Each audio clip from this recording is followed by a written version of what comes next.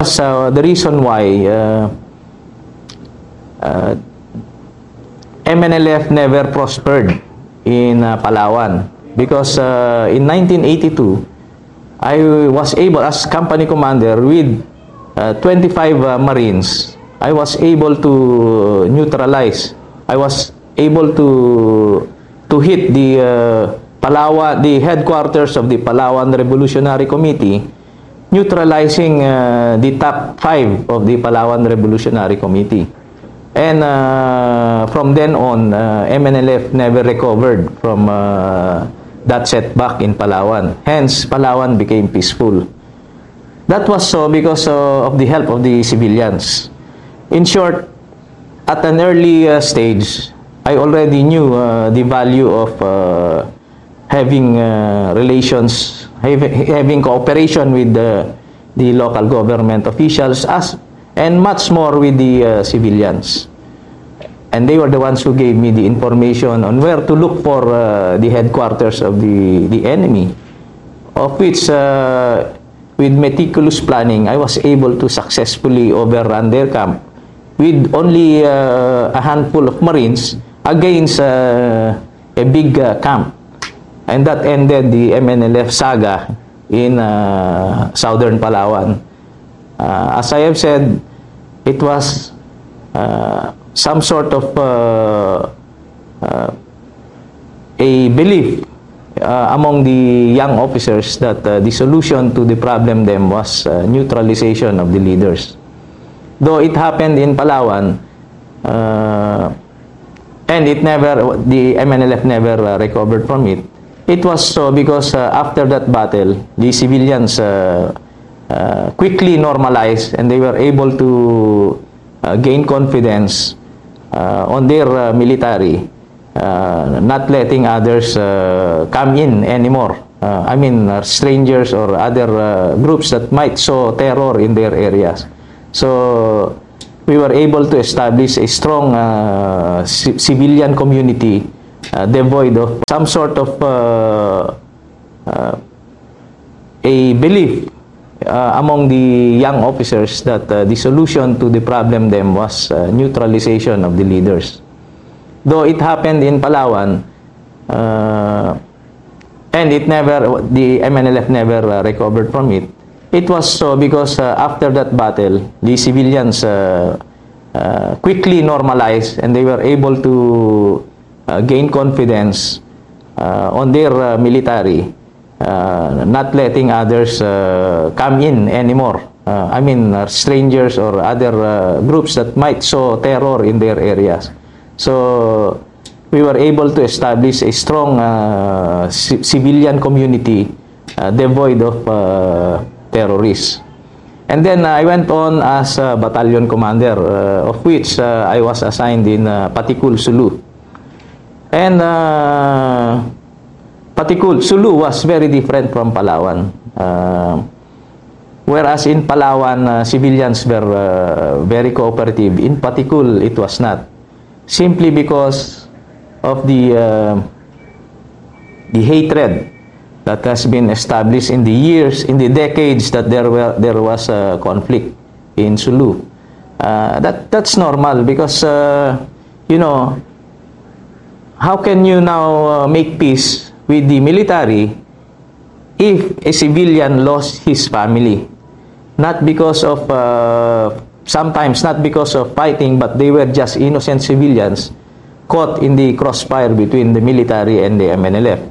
But always, they will blame the military because the military are the strangers in that area.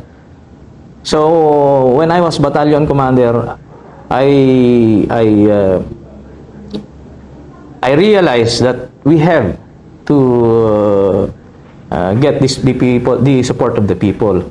And this is where now I was able to change not only our tactics, but the long-range strategy that we would like to have. And that is integrating the civilian support in the purely military solution that I perceive. So then I started to conduct civil military operations. I was the first to construct a water distribution system in Igasan, Patikul. And up to now, it's existing. And that proved to us, before I was assigned to Patikul, ambushes were prevalent in that area. Patikul was the hotbed of the MNLF. I was there when I was battalion commander.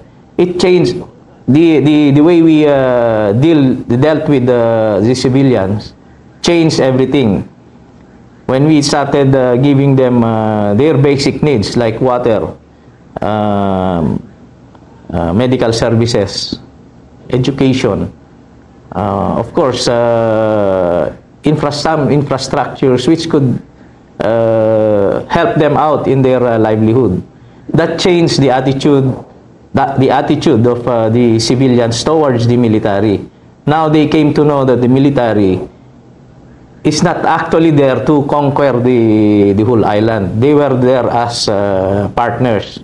So from that time on, when I was battalion commander in Patikul, I was able to establish a network with the civilians. Brigade commander, we were able to neutralize the number one guy of the Abu Sayyaf, and that's Gaddafi Janjalani.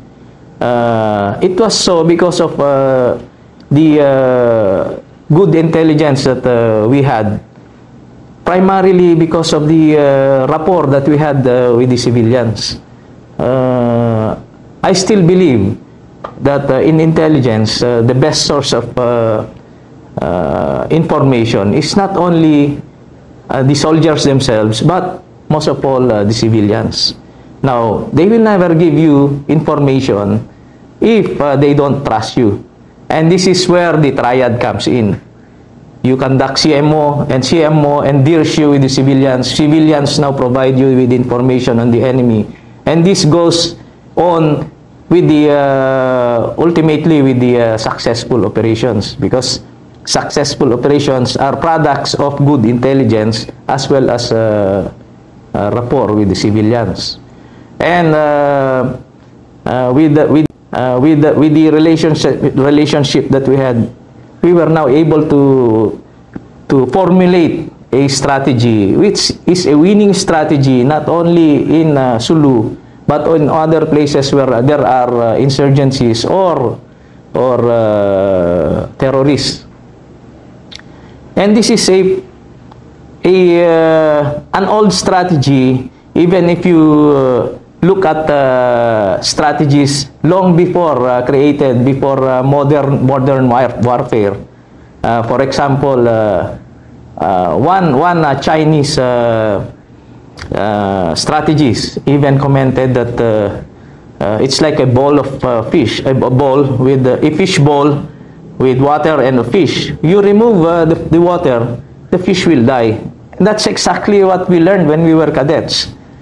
Remove the root causes of insurgency and terrorism, and insurgency itself and terrorism will die. Water is the root cause. Fish is the terrorist. It can be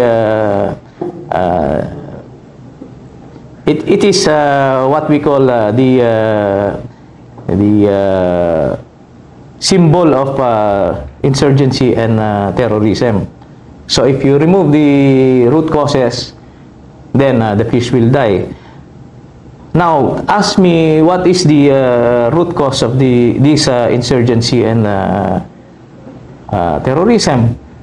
I would like to say that it's poverty. Meron tayong kasabihan at yung kapit sa patalim. When the stomach is empty, it can drive a man crazy. He can cling to anything as long as he can scrounge for food.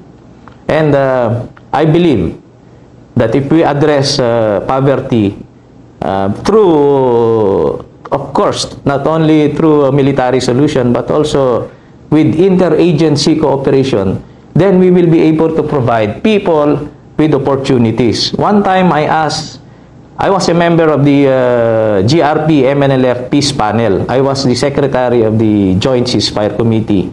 One time I asked an MNLF commander, what made you join the MNLF? His answer was,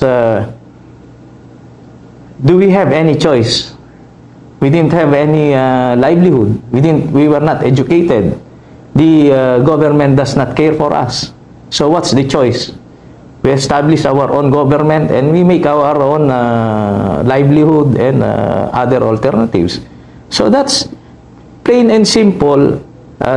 We are on an advantage position.